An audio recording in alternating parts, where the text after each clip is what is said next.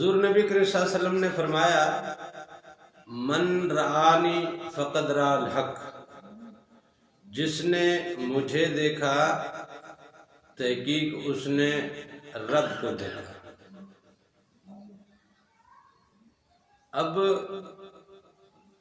یہاں دو چھوٹے سے نقطے ہیں، اگر سمجھ آ جائیں، اگر آپ کی سمجھ میں آ جائیں یا ہم سب کی سمجھ میں آ جائیں تو پھر تو بیڑا ہی پار ہے۔ سب سے پہلے تو ہم لیں گے لفظ استعمال ہوا ہے الحق۔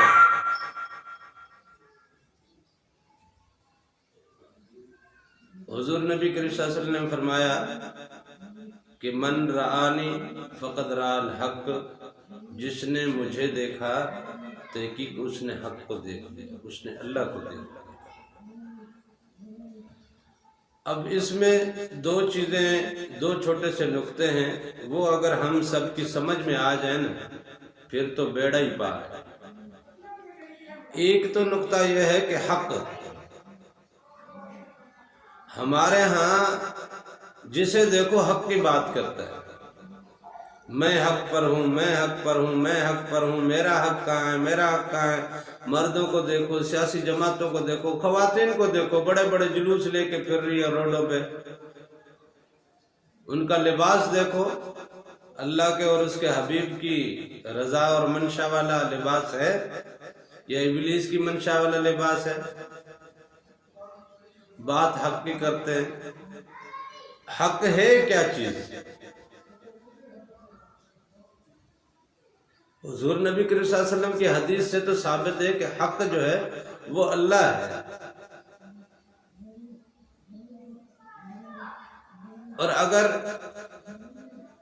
حق کے معنی اللہ نہیں ہے، اگر کوئی یہ کہے کہ یہاں اس حدیث میں جو لفظ استعمال ہوا ہے حق، اس کا مطلب اللہ نہیں ہے، اگر اس کا مطلب اللہ نہیں ہے تو پھر منصور حلاج کو سزا کیوں ہوئی؟ اس نے بھی تو یہی کہا تھا نا کہ انا الحق، میں حق ہوں، یعنی میں اللہ ہوں۔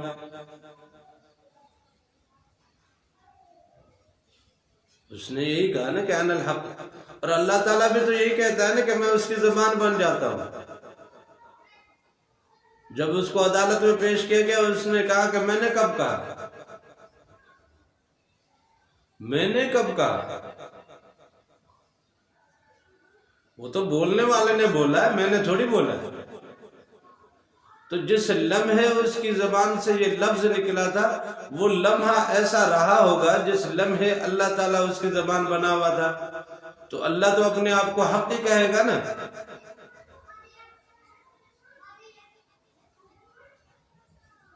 اگر حق کا مطلب یہی ہے، اللہ ہی ہے، تو پھر منصور حلاج نے اپنے آپ کو حق کہا، مطلب اپنے آپ کو اللہ کہا۔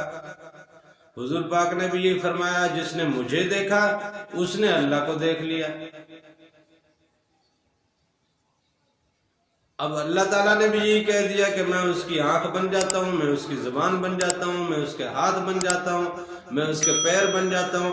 وہ جس کے پیر بنتا ہے، جس کا ہاتھ بنتا ہے، جس کی زبان بنتا ہے، جس کی آنکھ بنتا ہے، تو وہ ہر لمحہ اس کی آنکھ نہیں بنا رہتا، ہر لمحہ اس کی زبان نہیں بنا رہتا، ہر لمحہ اس کا ہاتھ نہیں بنا رہتا۔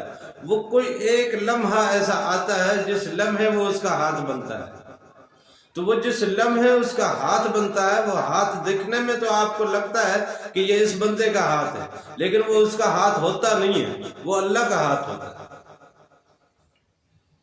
ہم تو نارملی دیکھ رہے ہیں یہ بندہ ہے بیٹھا ہوا ہے ہمارے سامنے ہے، یہ اللہ کیسے ہو سکتا ہے؟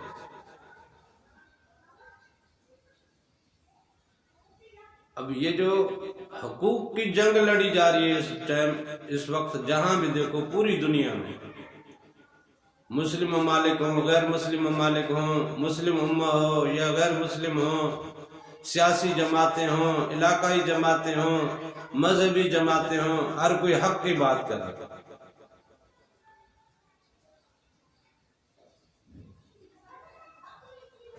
حق کا معنی تو سب سے پہلے سمجھیں، حق ہے کیا ہے؟ اگر حق اللہ ہے پھر تو جھگڑا نہیں ہونا چاہیے، اور اگر حق اللہ نہیں ہے، حق سے مراد اللہ نہیں ہے، تو پھر یہ نفسانی خواہش ہے۔ جس حق کے لیے آپ لڑ رہے ہو، آپ کے بنیادی حقوق،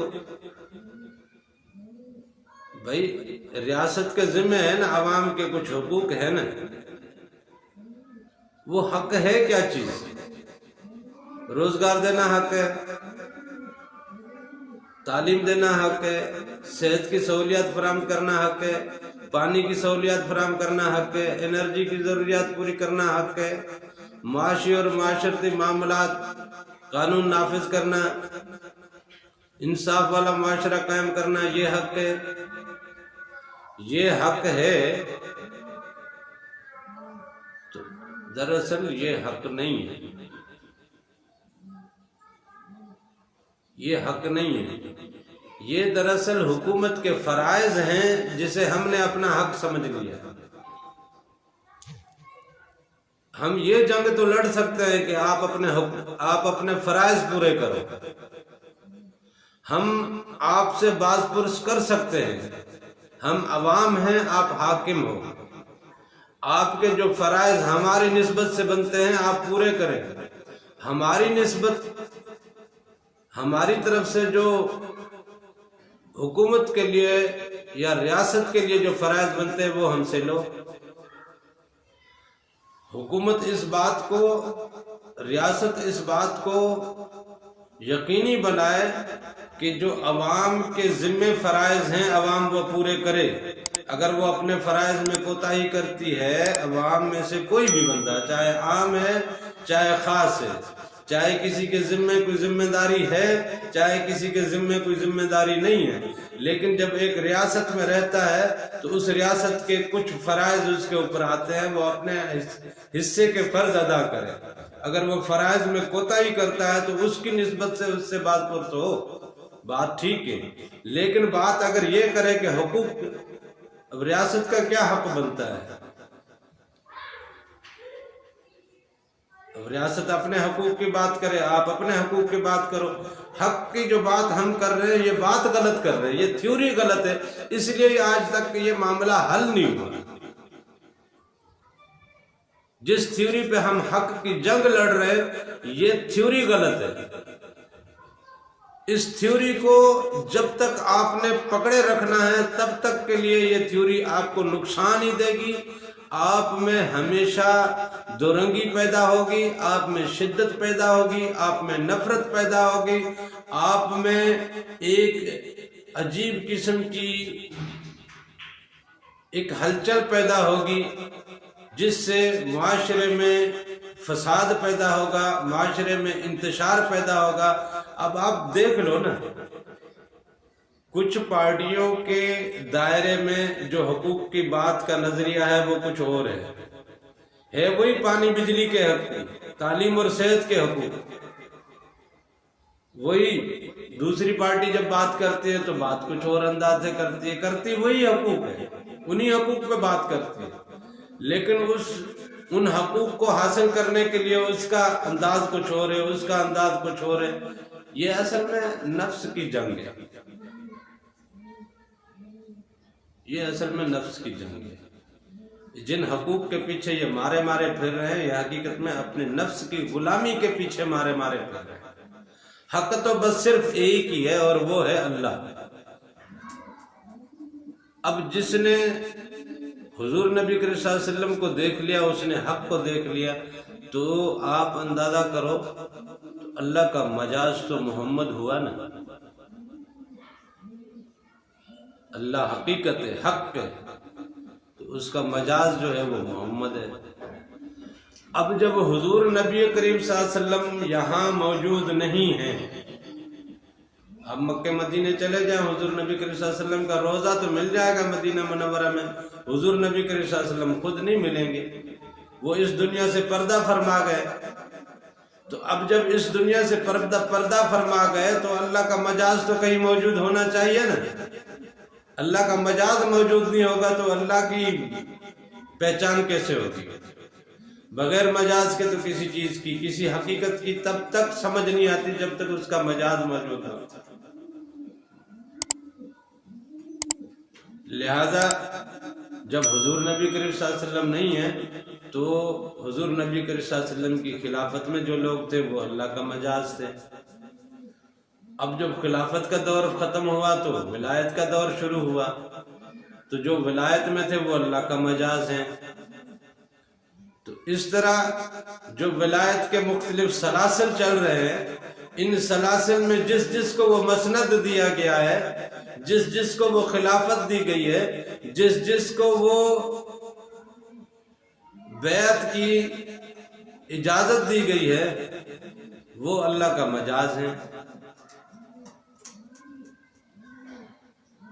اللہ حق ہے، اللہ حقیقت ہے، لیکن اس کا مجاز وہاں وہ آستانے پہ بیٹھا ہوا جو اللہ والا فقیر، جو درویش وہاں بیٹھا ہے نا، جو اللہ کا ولی وہاں پہ بیٹھا ہے، وہ چاہے کسی بھی سلسلے کا ہے، لیکن ہے وہ ولی، ہے وہ فقیر، ہے اللہ والا. ایسے نہیں آج کل تو یوں ہی بہت بن گئے ہیں، کیونکہ یہ ایک تجارت بھی بن گئی ہے، دین بھی تجارت بن گئی ہے، اسی طرح فقیری بھی تجارت بن گئی ہے. ہر کوئی آستانہ کھول کے بیٹھا ہوا ہے، لیکن اس آستانے میں فیض نہیں ہے. تعویذ گھنٹے لکھے جا رہے ہیں، پیسے لیے جا رہے ہیں، تعویذ گھنٹے لکھے جا رہے ہیں، یہ نہیں. لیکن جہاں فیض ملتا ہے، جہاں دل منور ہوتے ہیں، جہاں قلوب کو بیداری ہوتی ہے، جہاں لطائف بیدار ہوتے ہیں، جہاں پہ ان کو سیر ملتی ہے، اگر ایسا اللہ والا ہے تو وہ پھر اللہ کا مجاز ہے نا. اللہ کے مجاز کی آپ کتنی عزت کرو گے؟ اتنی عزت کرو گے نا جتنی اللہ کی عزت کرتے ہیں. اور اس مجاز کی عزت کرو گے تو وہ بھی اللہ کی عزت ہو جائے گی. تو لہذا اللہ تعالیٰ دنیا میں موجود ہے اور بہت سی شکلوں میں موجود ہے.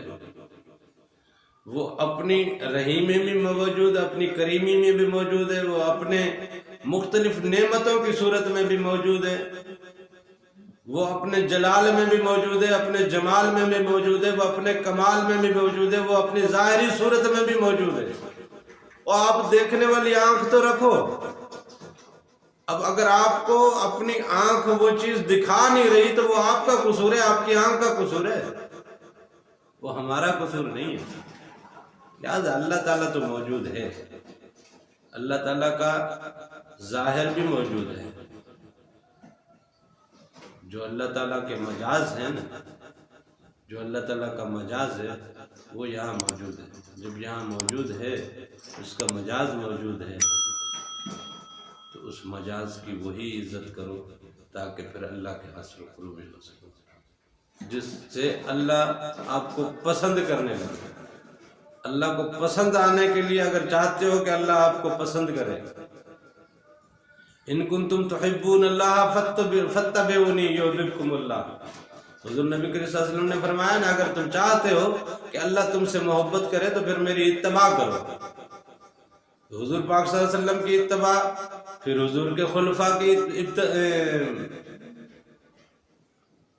اتباع، پھر اس خلفاء کے بعد اولیاء کی اتباع، اور ان اولیاء اور فقیروں کی اتباع کرو گے تو اللہ آپ کو محبوب رکھے گا. اللہ کے ہاں محبوب ہونے کا بس یہی ہے کہ نسخہ یہی ایک فارمولہ ہے.